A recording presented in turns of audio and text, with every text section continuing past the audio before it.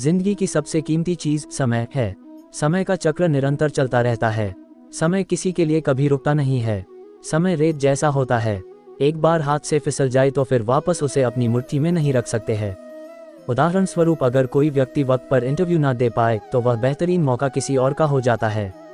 समय की अहमियत बड़े बड़ों से नहीं छुपी है।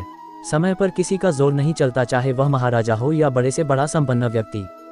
समय के आगे सब मजबूर है। अक्सर व्यक्ति गंभीर समस्या में कहता है, अच्छा होता मैं बचपन में वापस लौट जाता और मेरी कोई समस्या ना रहती। लेकिन वापस आयु को कम करके हम उस समय में नहीं पहुंच सकते हैं। आयु का वह भाग जिसमें हम अपनी जिंदगी में पीछे लौट नहीं सकते, उसे समय कहा जाता है। एक बार जो वक्त बीत गया वह वापस नहीं आ सकता। आज मनुष्य ने विज्ञान के क्षेत्र में काफी उन्नति की है। विज्ञान के विभिन्न प्रकार के आविष्कारों के कारण हम अपना जीवन सुख और आराम से जी रहे हैं। जीवन को आरामदायक और सुखी बनाने के लिए हम सभी प्रकार की कोशिशें कर रहे हैं और हम उसमें सफल भी हुए हैं। हर चीज इंसान के हाथों में है, लेकिन सिर्फ समय को छोड़कर मनुष्य का हर किसी पर बस चलता है। अगर समय पर मनुष्य का नियंत्रण रहता तो हम महंगाई और गरीबी जैसे समस्यात्मक युगों को पीछे छोड़कर वापस उस युग में चले जाते जब देश संपन्न था और समृद्ध था। परंतु समय के आगे मनुष्य विवश है। एक वक्त था जब भारत में दूध जैसे खाद्य सामग्री की कमी नहीं थी, लेकिन आज बच्चों से लेकर वयस्कों के लिए दूध की कमी हो गई है। मनुष्य चाहकर भी देश को मुरली मनोहर श्री कृष्ण के उस पावन युग में नहीं ले जा सकता है। उस समय में नहीं लौट सकता है जहां शांति, सुख, चैन वाले जीवन हुआ करते थे। आज सिर्फ मनुष्य उसकी कल्पना मात्र कर सकते हैं। बीते हुए समय पर किसी का जोर नहीं चलता है। समय को इसलिए अमूल्य धन कहा गया है। समय को नष्ट करना यानी अपने जीवन के कीमती पलों को बर्बाद कर देना।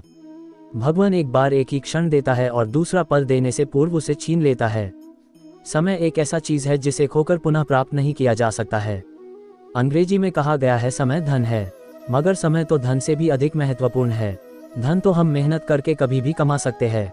वक्त रहते समय का सदुपयोग करके हम अपने जीवन को बदल सकते हैं। हमें बाद में इसके लिए अफसोस नहीं करना पड़ता है। केवट ने भी श्री राम के चरण छूने का अवसर नहीं गंवाया। भगवत गीता कथा में श्री राम नदी किनारे पहुंचते हैं तो केवट अहिल्या का उदाहरण देकर भगवान श्री राम के चरण धोने की बात करता है। श्री राम उनके मन की बात को भांप लेते हैं कि केवट उनके चरण छूना चाहता है। श्री राम अपने चरणों को आगे बढ़ा देते हैं। केवट उनके चरणों का आशीर्वाद लेकर प्रसन्न हो जाता है। इससे ये साबित होता है, हर इंसान को केवट की तरह समय का सदुपयोग करना चाहिए। गया हुआ वक्त वापस नहीं आता है। समय बहते हुए जल की तरह होता है। समय के अपने कुछ कायदे कानून है। एक बार हाथ से फिसला हुआ समय फिर कभी वापस नहीं लौटता है। गलती से मुंह से निकली बात को मनुष्य वापस ठीक नहीं कर सकता। शरीर से निकली आत्मा वापस शरीर में दाखिल नहीं हो पाती है। गुजरा हुआ बचपन और किशोरावस्था कभी वापस नहीं आता। जो गुजरा हुआ वक्त है उसे हम चाहे जो कुछ कर ले वापस नहीं ला सकते हैं। इसलिए सही समय पर सही कार्य मनुष्य को करना चाहिए ताकि उसे बाद में पछताना ना पड़े। समय रूपी अमृत को निरंतर बहते नहीं देना चाहिए। जरूरी नहीं इंसान को इससे प्यास बुझाने का मौका हमेशा मिले। समय रहते ही मनुष्य को समय रूपी अमृत से प्यास बुझा लेना चाहिए। समय किसी का दोस्त नहीं है। हम दिन रात प्रार्थना करके ईश्वर को भी माना सकते हैं, मगर समय को नहीं। समय किसी के आदेश से नहीं चलता है। समय का कोई मालिक नहीं है। समय को काबू में नहीं किया जा सकता है। समय मनुष्य को अपनी जिंदगी में सफल होने का अवश्य मौका देती है। अगर उस सुअवसर को पहचान कर मनुष्य सफलता के मार्ग पर आगे बढ़ता है तो निश्चित रूप से वह कामयाब होता है। अगर वह इस मौके को ना पहचान कर समय का सदुपयोग ना कर पाया तो जीवन भर उसे पछताना पड़ता है। सतयुग, त्रेता युग, द्वापर युग और कल युग, ये 4 प्रकार के युग होते हैं जिसके अनुसार यह पृथ्वी चल रहा है। ये सभी युग समय के अनुसार चलते रहते हैं। कली युग में कर्म का महत्व होता है। सही समय में सही कर्म करके हम अपने जीवन को सफल बना सकते हैं। अगर समय पर बारिश ना हो तो फसलें बर्बाद हो जाती है। अगर समय पर आप परीक्षा देने नहीं जाते हैं तो वह मौका चला जाता है। जरूरी कार्यों को वक्त रहते पूरा कर लेने में ही समझदारी है, अन्यथा इंसान हाथ मलते हुए रह जाते हैं। निष्कर्ष, जीवन के बहुमूल्य पलों को ऐसे ही नष्ट नहीं करना चाहिए, अन्यथा यह मनुष्य पर हावी हो जाएगा। गुजरे हुए पलों पर अफसोस करने से भी इंसान को कुछ प्राप्त नहीं होता है, सिर्फ सबक मात्र रह जाता है। गांधी जी ने भी कहा था कि हमारा 1 मिनट भी जरूरी होता है, इसलिए समय को गंवाना बेवकूफ़ी होती है। समय को अगर आप नियंत्रित करना चाहते हैं तो समय की गति से आपको दौड़ना पड़ेगा, जो कि असंभव है।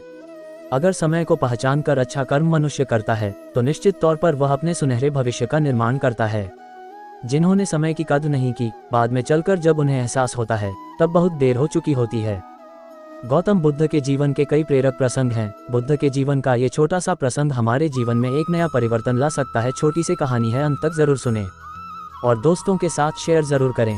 मनुष्य का सबसे बड़ा शत्रु है क्रोध, इसलिए मनुष्य को अपने क्रोध पर नियंत्रण रखना चाहिए। गौतम बुद्ध की कहानी। बीता हुआ कल। एक समय बुद्ध भगवान किसी गांव में उपदेश दे रहे थे कि हर किसी को धरती माता की तरह सहनशील तथा क्षमाशील होना चाहिए। क्रोध ऐसी आग है जिसमें क्रोध करने वाला दूसरों को जलाता ही है तथा खुद भी जलता है। सभा में सभी शांति से बुद्ध की बातें सुन रहे थे। वहीं स्वभाव से अतिक्रोधी एक ऐसा व्यक्ति भी बैठा हुआ था जिसे ये सारी बातें बेतुकी लग रही थी।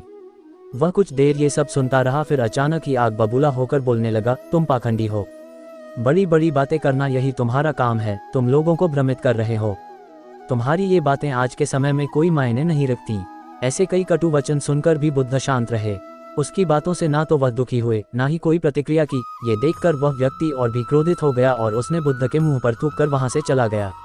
अगले दिन जब उस व्यक्ति का क्रोध शांत हुआ तो वह अपने बुरे व्यवहार के कारण पछतावे करने लगा और वह बुद्ध भगवान को ढूंढते हुए उनके स्थान पर पहुंचा, लेकिन बुद्ध नहीं मिले। वह अपने शिष्यों के साथ अन्य गांव के लिए निकल चुके थे। व्यक्ति ने बुद्ध के बारे में कई लोगों से पूछा और ढूंढते ढूंढते वहीं पहुंच गया जहां बुद्ध प्रवचन दे रहे थे। उन्हें देखते ही वह उनके चरणों में गिर पड़ा और बोला, मुझे क्षमा कीजिए प्रभु। बुद्ध ने पूछा, कौन हो भाई, तुम्हें क्या हुआ है, क्यों क्षमा मांग रहे हो? उसने कहा, क्या आपने मुझे नहीं पहचाना? मैं वही हूँ जिसने कल आपके साथ बहुत बुरा व्यवहार किया था। मैं अपने कृत्य पर शर्मिंदा हूँ। मैं मेरे दुष्ट आचरण की क्षमायाचना करने आपके पास आया हूँ। भगवान बुद्ध ने प्रेम पूर्वक कहा, बीता हुआ कल तो मैं वहीं छोड़कर आ गया हूँ और तुम अभी भी वहीं अटके हुए हो। तुम्हें अपनी गलती का आभास हो गया, तुमने पश्चाताप कर लिया, तुम निर्मल हो चुके हो। अब तुम आज में प्रवेश करो। पुरानी बातें तथा बुरी घटनाएं याद करते रहने से वर्तमान और भविष्य दोनों बिगड़ते जाते हैं। बीते हुए कल के कारण आज को मत बिगाड़ो। ये सुन उस व्यक्ति का सारा बोझ उतर गया।